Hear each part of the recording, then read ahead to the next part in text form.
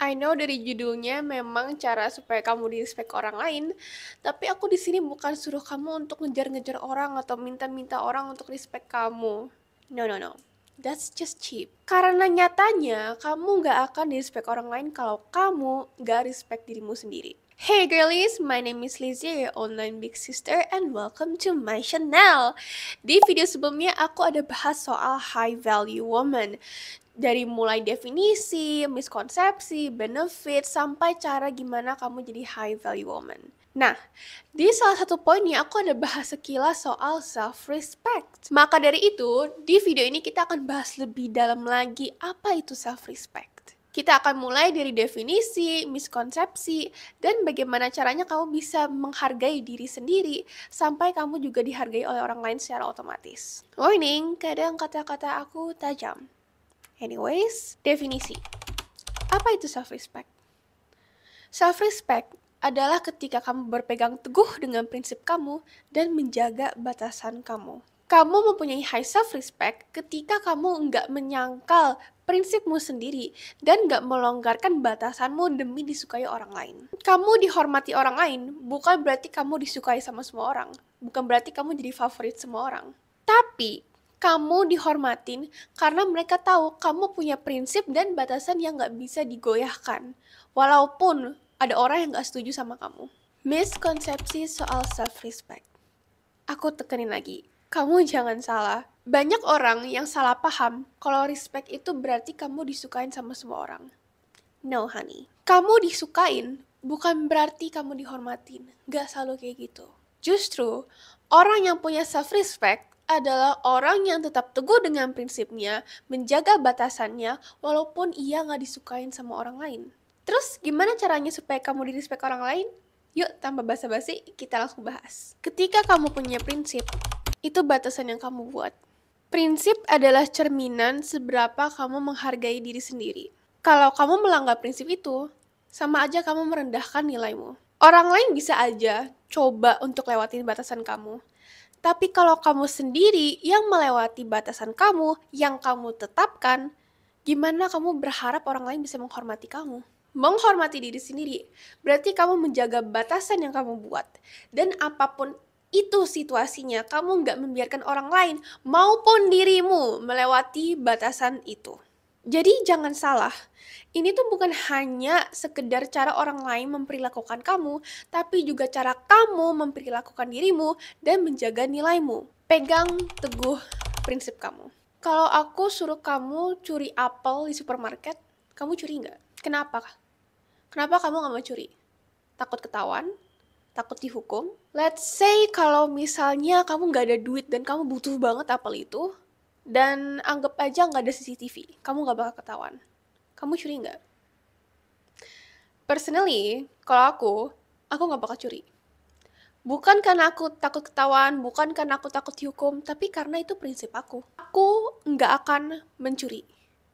Itu prinsip aku. Aku menghargai diri sendiri, dan aku nggak akan membiarkan diriku menjadi seorang pencuri. Sesimpel itu. Ketika kamu punya prinsip, ada batasan yang kamu buat.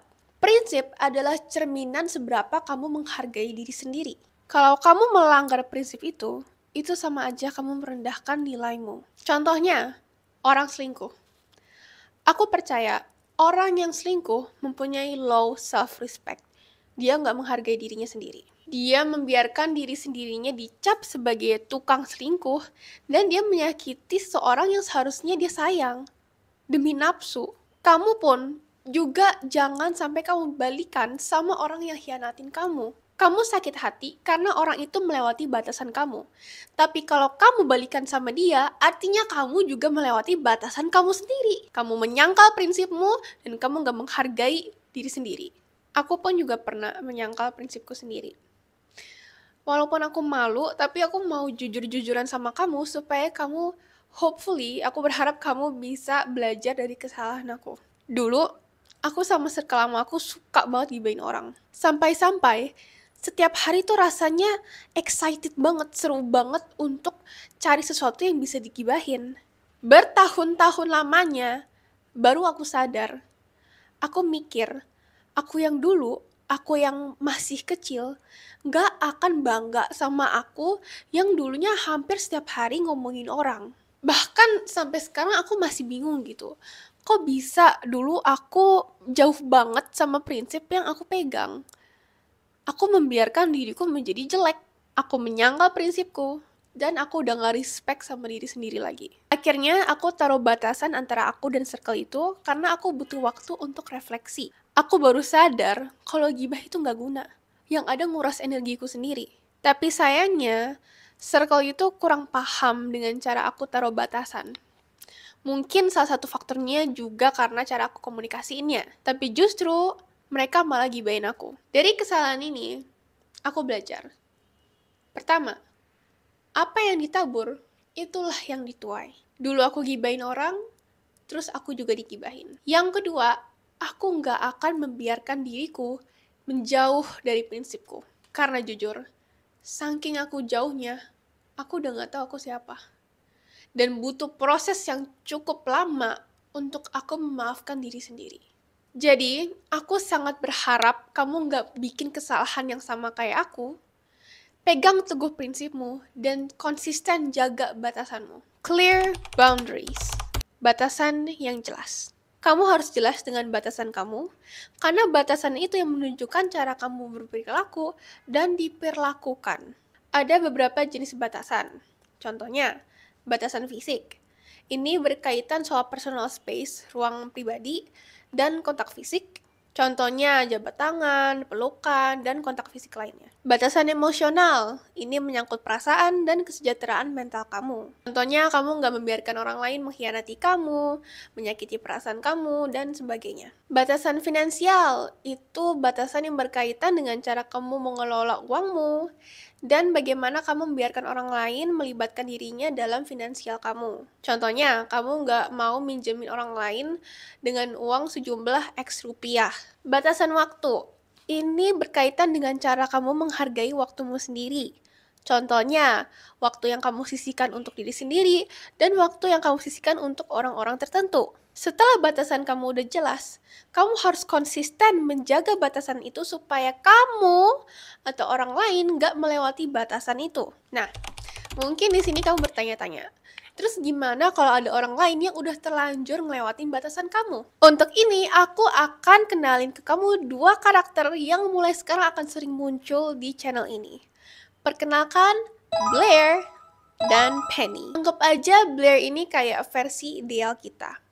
Dia percaya diri, dia tahu nilai dirinya, dan dia punya self-respect yang tinggi. Sedangkan Penny, anggap aja Penny itu kayak sisi kita yang insecure, takut ngecewain orang, dan suka people pleasing. Sekarang, aku akan kasih kasus yang sama ke Blair dan Penny supaya kamu bisa lihat perbedaannya cara mereka menghadapi kasus itu. Di kasus ini, Blair dan Penny akan menanyakan soal uang yang dipinjam temannya di minggu lalu.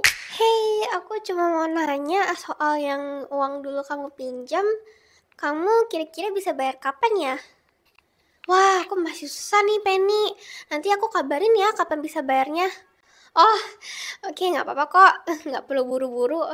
Kapan aja kamu bisa. Di sini kita bisa lihat jelas kalau Penny gak nyaman uang dia gak dibalik-balikin. Dan kapan dibalikinnya pun juga gak jelas. Temennya udah lewatin batasannya. Tapi dibanding itu, Penny lebih takut temennya merasa tersinggung kalau dia nanyain soal kapan duitnya dibalikin. Jadi dia lebih milih untuk hindari konflik dan biarkan temannya melewati batasan Penny. Sekarang coba kita lihat bagaimana Blair menghadapi situasi ini. Hei, aku mau nanya soal uang yang kamu pinjam berapa waktu lalu. Bisa nggak kita atur kapan kamu bisa bayarnya? Aku paham kadang keadaan bisa nggak terduga, tapi aku perlu kejelasan soal ini. Aduh, maaf ya Blair, lagi susah nih. Nanti deh aku kabarin kapan bisa bayar. Aku paham kalau kamu butuh waktu lebih. Tapi aku butuh kepastian tanggal biar jelas buat kita berdua. Mungkin kamu bisa bayarnya bertahap. Yang penting ada kejelasan aja. Kelihatan Blair hadapinnya dengan tenang dan percaya diri.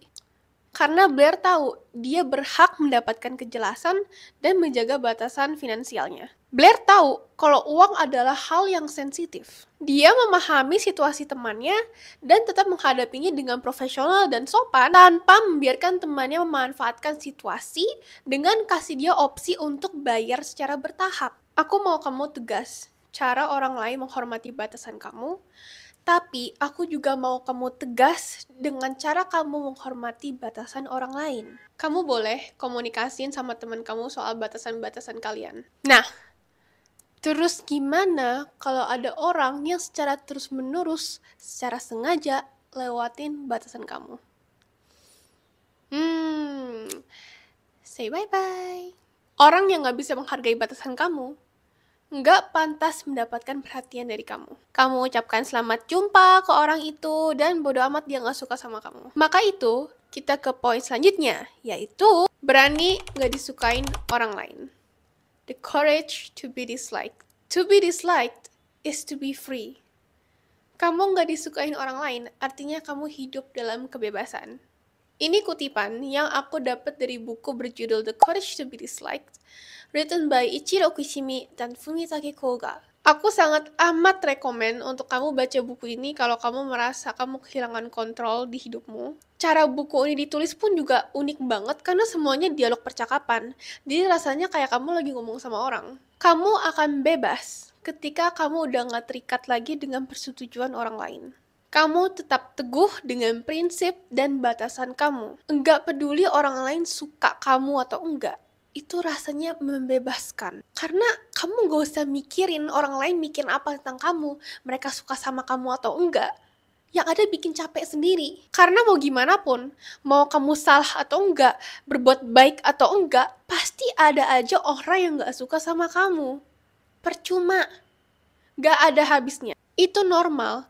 Dan itu bukan sesuatu yang seharusnya kamu pikirin. Kebahagiaan kamu bukan tanggung jawab orang lain, tapi tanggung jawab kamu sendiri. Jika kamu terus-menerus mengutamakan orang lain untuk menyenangkan mereka, itu sama aja kamu mengabaikan diri sendiri. Circle lama aku gak bisa hargain batasan aku. Mereka sampai gibain aku ke orang lain yang bahkan gak terlibat. Mereka bisa aja sebarin rumor-rumor yang gak tentang aku.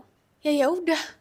Aku juga gak sampai jelasin ke orang-orang dari sisi aku gimana. Kalau mereka memang udah ngecap atau bentuk persepsi mereka tentang aku pure hanya berdasarkan asumsi dari rumor-rumor yang mereka dengar tanpa berusaha untuk mengenal aku secara langsung, ya udah, berarti memang mereka dari awal gak pantas mendapatkan perhatian dari aku. Sesimpel itu aja.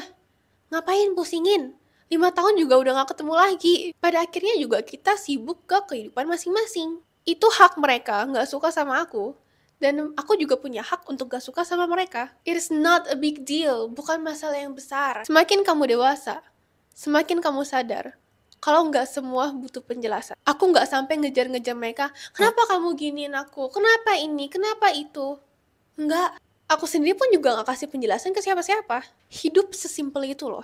Daripada kamu menekan diri sendiri, urusin bagaimana reaksi orang terhadap kamu, mending kamu gunain energi itu untuk improve diri sendiri. Fokus ke pembelajaran kamu, kembangin skill kamu, coba hal baru. Itu jauh lebih berguna.